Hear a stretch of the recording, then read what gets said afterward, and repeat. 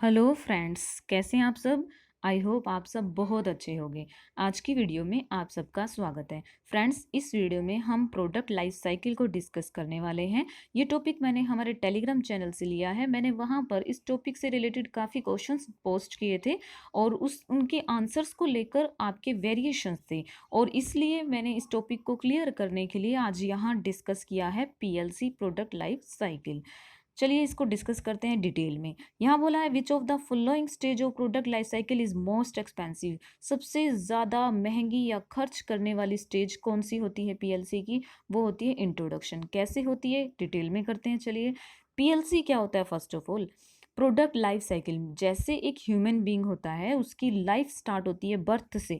उसका बर्थ होता है, उसके बाद उसकी ग्रोथ होती है, उसकी यंगर एज आती है, वो मैच्योर होता है, उसके बाद में वो बूढ़ा होना स्टार्ट हो जाता है और उसकी डेथ हो जाती है। बिल्कुल ऐसा ही हमारे प्रोडक्ट के साथ भी होता है। प्रोडक्ट मार्केट में लॉन्च किया जाता है, उसकी सेल बढ़ने लगती है, उसके बाद में एक मैच्योरिटी पीरियड भी आता है प्रोडक्ट का, और उसके बाद वो प्रोडक्ट डिक्लाइन होना स्टार्ट हो जाता है, मीन्स वो मार्केट से बाहर होना स्टार्ट हो जाता है। तो यही सब है PLC प्रोडक्ट लाइफ साइकिल। ठीक है, इसको 4 स्टेजेस में डिवाइड किया गया है। First of all introduction, then growth, maturity and decline. इसको और डिटेल में कर लेते हैं। फ्रेंड्स, अगर आपसे ये पूछा जाए कि क्या हर एक प्रोडक्ट इन 4 स्टेजेस से होकर के निकलता है, क्या ये ज़रूरी है? नहीं, ऐसा ज़रूरी नहीं है कि एक प्रोडक्ट इन चारों स्टेजेस से होकर के निकले। हो सकता है कि कोई प्रोडक्ट फर्स्ट स्टेज से ही बाहर हो जाए, जैसे इंट्रोडक्शन में ही उस प्रोडक्ट को एक्सेप्ट ना किया जाए तो वो बाहर हो सकता है। ज़रूरी नहीं है कि चारों स्टेजेस हर एक प्रोडक्ट की लाइफ में आए, बट जनरली ऐसा बोला जाता है कि एक प्रोडक्ट इन चारों स्टेजेस से होकर के निकलता है। ओके, और इन स्टेजेस को कभी कभी आप देखोगे कि 5 भी बोला हो सकता है या 6 भी बोला हो सकता है। तो जनरली अगर आपसे पूछा जाए कि कितनी स्टेजेस होती हैं, तो हम यही बोलेंगे कि 4 ही होती हैं। ओके, उसके बाद इसका डायग्राम देख लेते हैं। OY एक्सिस पर सेल्स को शो किया गया है और OX एक्सिस पर टाइम को शो किया गया है। टाइम के साथ साथ प्रोडक्ट की सेल कैसे बढ़ती है वो शो हुआ है यहाँ पर। जैसे इंट्रोडक्शन स्टेज में सेल्स बहुत कम होती है, क्योंकि अभी प्रोडक्ट के बारे में पब्लिक या कस्टमर जानते नहीं हैं और प्रोडक्ट को जस्ट इंट्रोड्यूस ही किया गया है, तो उसकी सेल बहुत कम होती है। उसके बाद धीरे धीरे ग्रोथ की स्टेज में सेल बढ़ने लगती है और इंक्रीजिंग रेट से बढ़ती है, और मैच्योरिटी की स्टेज में सेल्स डिक्रीजिंग रेट से बढ़ती है, और एक टाइम ऐसा आता है जहां सेल पीक पर चली जाती है और उसके बाद एकदम से डिक्लाइन होनी स्टार्ट हो जाती है और प्रोडक्ट मार्केट से बाहर हो जाता है। ठीक है, तो इसको और थोड़ा सा डिटेल में देख लेते हैं, इसकी कैरेक्टरिस्टिक्स क्या रहती हैं। फर्स्ट ऑफ ऑल है इंट्रोडक्शन स्टेज। इंट्रोडक्शन स्टेज में क्या रहता है? Sales volume.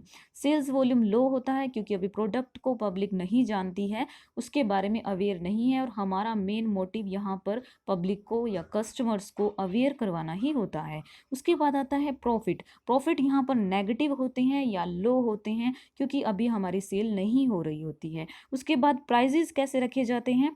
जैसे इंट्रोडक्शन स्टेज स्टार्ट होती है, उससे पहले एक और स्टेज भी होती है जो होती है रिसर्च एंड डेवलपमेंट की। उस पर हमें काफ़ी खर्च करना पड़ता है। ये देखना पड़ता है कि पब्लिक कैसे प्रोडक्ट को एक्सेप्ट करेगी, कैसा प्रोडक्ट मार्केट में चलेगा, उसको लेकर के क्या क्या होना चाहिए, प्रोडक्ट में क्या फीचर्स होने चाहिए।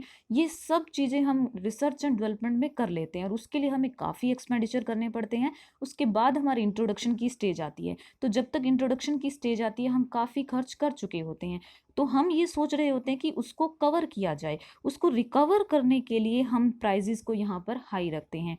एक और इम्पोर्टेंट बात आती है कि इंट्रोडक्शन स्टेज में प्राइजेस को 2 तरह से रखा जा सकता है। मीन्स 2 पॉलिसी हो सकती है, एक होती है स्कीमिंग प्राइसिंग पॉलिसी और एक होती है पेनिट्रेशन प्राइसिंग पॉलिसी। स्कीमिंग में होता है कि पहले प्राइजेस को हाई रखा जाता है और बाद में धीरे धीरे कम किया जाता है। पेनिट्रेशन में पहले प्राइजेस कम होते हैं और बाद में धीरे धीरे उन्हें बढ़ाया जाता है। तो ये दोनों पॉलिसी अडोप्ट की जा सकती हैं। जनरली हाई प्राइजेस ही रखे जाते हैं, मीन्स स्कीमिंग को ही अडोप्ट किया जाता है ताकि रिसर्च एंड डेवलपमेंट की कॉस्ट को रिकवर किया जा सके। ठीक है, उसके बाद आता है प्रमोशनल एक्सपेंडिचर। या इस स्टेज में प्रमोशनल एक्सपेंडिचर बहुत ज़्यादा होते हैं क्योंकि प्रोडक्ट के बारे में अवेयर करवाना पड़ता है पब्लिक को, और उन्हें प्रोडक्ट के लिए काफ़ी खर्च करना पड़ता है, प्रोडक्ट को प्रमोट करना पड़ता है। ठीक है, उसके बाद आता है डिस्ट्रीब्यूशन एक्सपेंसेस। प्रोडक्ट को डिस्ट्रीब्यूट करने के लिए कस्टमर तक पहुंचाने के लिए सिलेक्टिव डिस्ट्रीब्यूशन किया जाता है।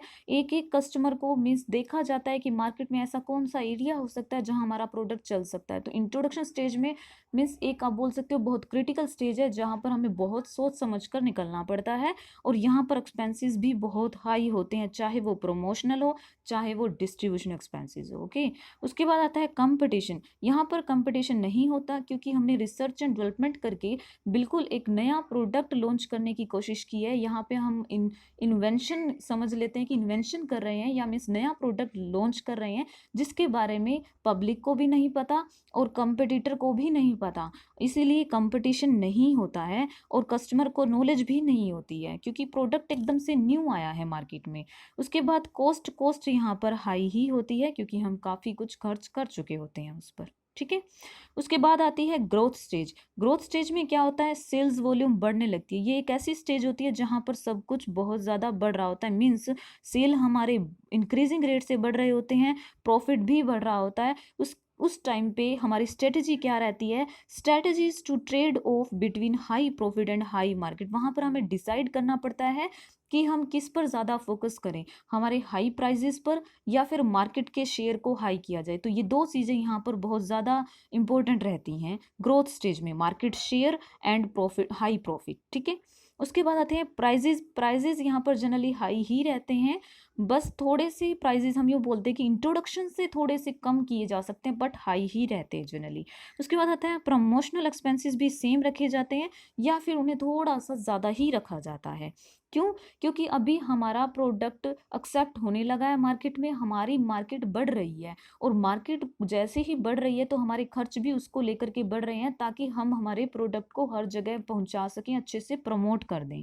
ठीक है, क्योंकि अब पब्लिक हमारे प्रोडक्ट को जानने लगी और अगर हम अब हमारे प्रमोशनल एक्सपेंसेस को बंद कर देंगे तो प्रोडक्ट ज़्यादा नहीं चल पाएगा। तो यहाँ पर उन्हें कंटिन्यू रखना पड़ता है, ज़्यादा रखना पड़ता है। उसके बाद आता है कंपटीशन। इस स्टेज में अब कंपटीशन भी बढ़ जाता है।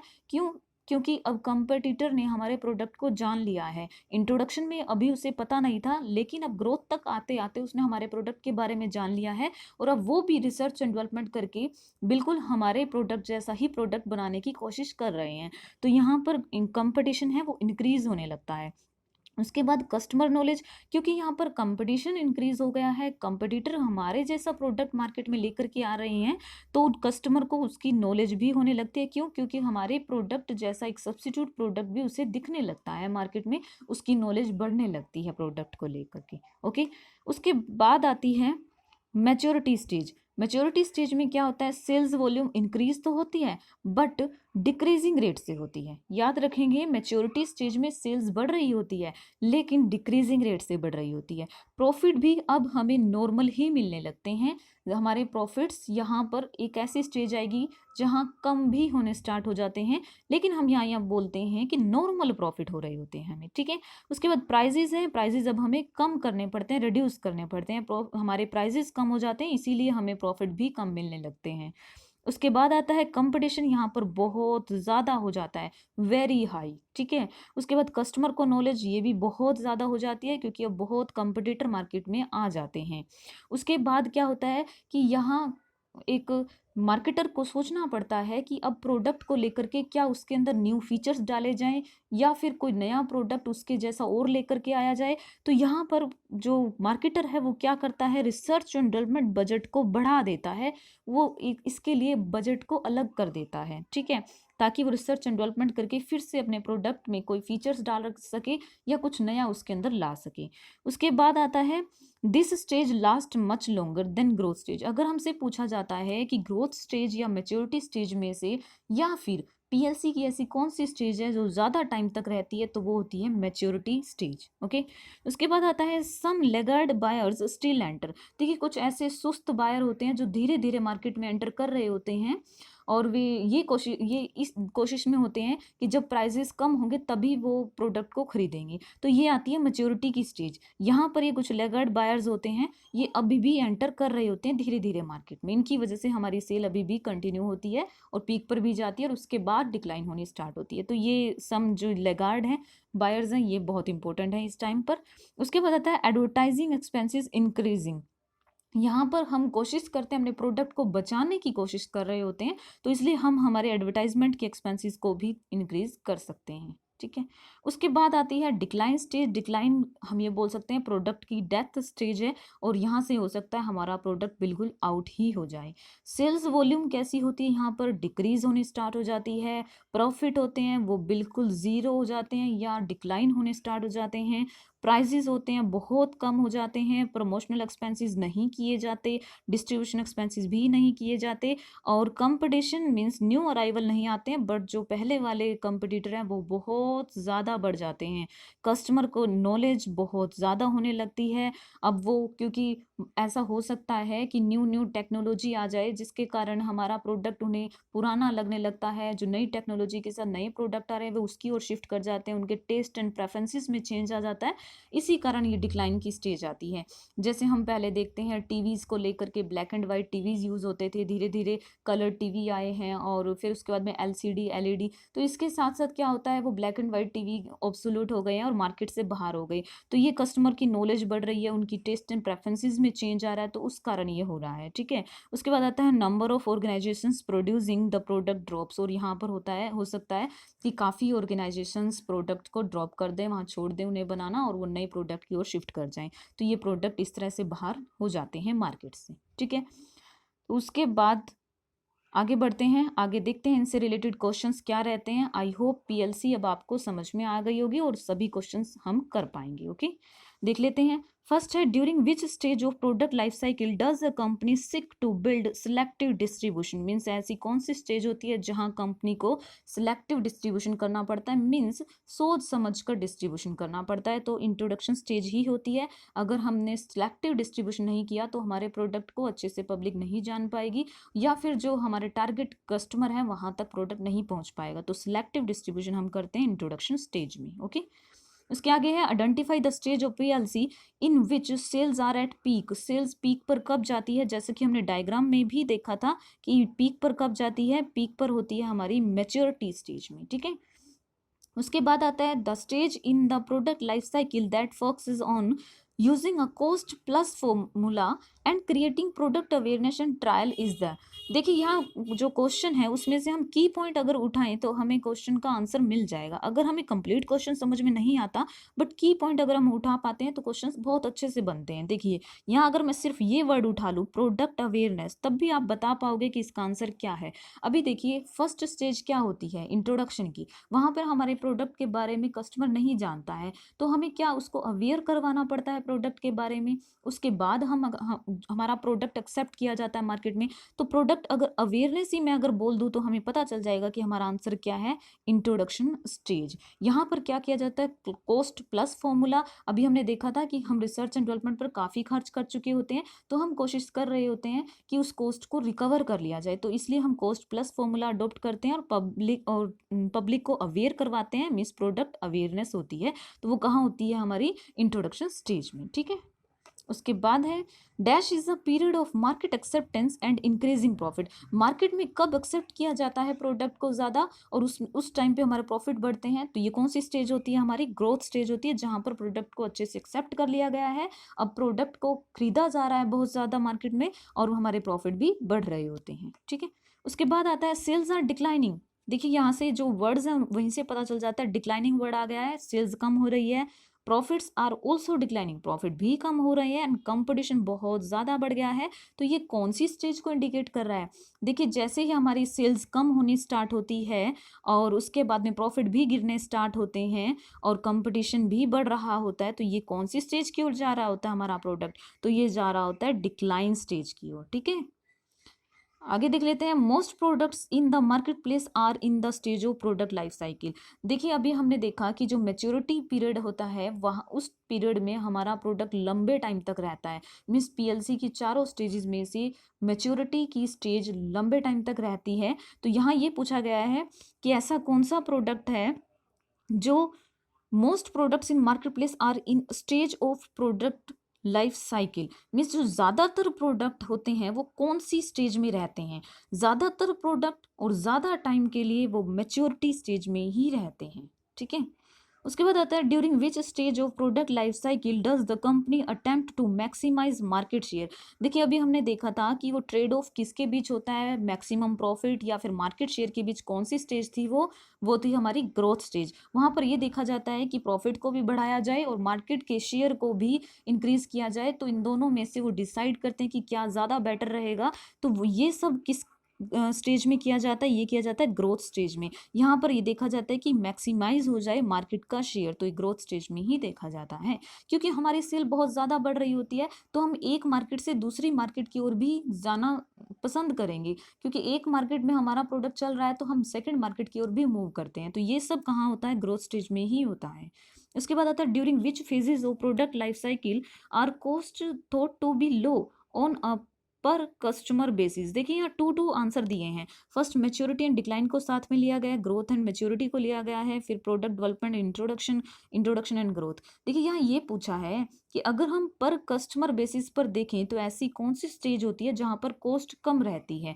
देखिए अभी हमने देखा इंट्रोडक्शन में हम रिसर्च एंड डेवलपमेंट पर काफ़ी खर्च कर चुके होते हैं, तो वहाँ पर हमारी कॉस्ट ज़्यादा होती है। उसके बाद ग्रोथ स्टेज आती है, ग्रोथ स्टेज में भी हम डिस्ट्रीब्यूशन और प्रमोशनल एक्सपेंडिचर बहुत ज़्यादा कर रहे होते हैं, तो पर कस्टमर हम ये बोलते हैं कि कम नहीं होती है इतनी। उसके बाद अगर हम बात करें मेच्योरिटी की और डिक्लाइन की, तो यहाँ पर हम हमारे खर्च को कम करना स्टार्ट कर देते हैं। तो यहाँ हम बोल सकते हैं कि मेच्योरिटी एंड डिक्लाइन ऐसी स्टेज होती है जहाँ पर हमारे पर कस्टमर कॉस्ट कम होती है। ठीक है।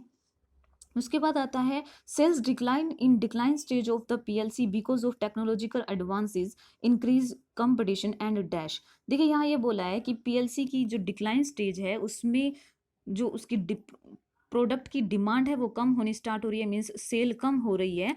तो वो टेक्नोलॉजिकल एडवांसेस के कारण हो रहा है, कंपटीशन इंक्रीज हो रहा है, इस कारण हो रहा है। और एक कारण क्या हो सकता है, तो एक कारण और क्या हो सकता है, shift in customer taste and preferences. उनके प्रेफरेंसेस एंड टेस्ट में शिफ्ट आ गया है, वो शिफ्ट कर रहे हैं पुरानी चीज़ों से नई की ओर। जैसे कि हम अगर मोबाइल फ़ोन का एग्जांपल ले, तो पहले अगर हमारा आता था कीपैड वाले फ़ोन आते थे और अब टच पैड आ गया है, तो ये सब जो चेंज आ रहा है, तो ये सब किस कारण है, टेस्ट एंड प्रेफरेंसेस के कारण है। कलर्ड टीवीज़ हो गए, और पहले जैसे स्कूटर, फिर बाइसिकल आ गया है, और कार को लेकर भी जो हमारी प्रेफरेंसेस हैं वो चेंज हो रहे हैं। तो ये सब हमारे पीएलसी के ही स्टेजेस हैं। ठीक है।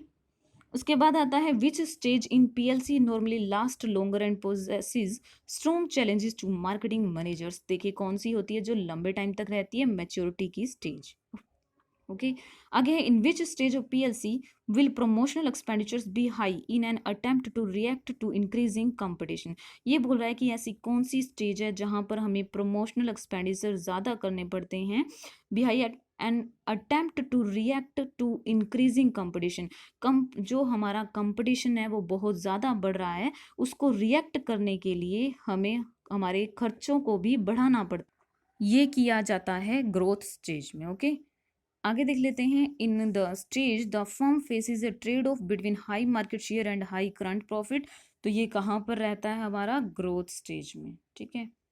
आगे है increasing profits will most likely occur at which stage of PLC. कह रहा है कि इंक्रीजिंग प्रॉफिट, अगर यहाँ बोला जाता है increasing profit but decreasing rate, तो आता हमारा मैच्योरिटी। बट यहाँ पर इंक्रीजिंग प्रॉफिट्स बोला है, तो इंक्रीजिंग प्रॉफिट्स कहाँ होते हैं, हमारे ग्रोथ की स्टेज में। उसके बाद आता है in which stage of PLC the company takes decision whether to maintain harvest to drop the product. मतलब एक ऐसी स्टेज जहां पर कंपनी को ये सोचना पड़ रहा है कि प्रोडक्ट को क्या चलाया जाए या फिर उसी के अंदर कुछ फीचर्स डालकर उसको सर्वाइव करवाया जाए। तो ये जो वो डिसीजन ले रहा है, मीन्स हार्वेस्ट का या ड्रॉप आउट का जो डिसीजन है वो लिया जाएगा डिक्लाइन की स्टेज में। ओके। आगे है which of the following are considered defensive in nature. मतलब ऐसी कौन सी स्टेज है जो डिफेंसिव मीन्स अपने आप को बचाने की कोशिश करेगी।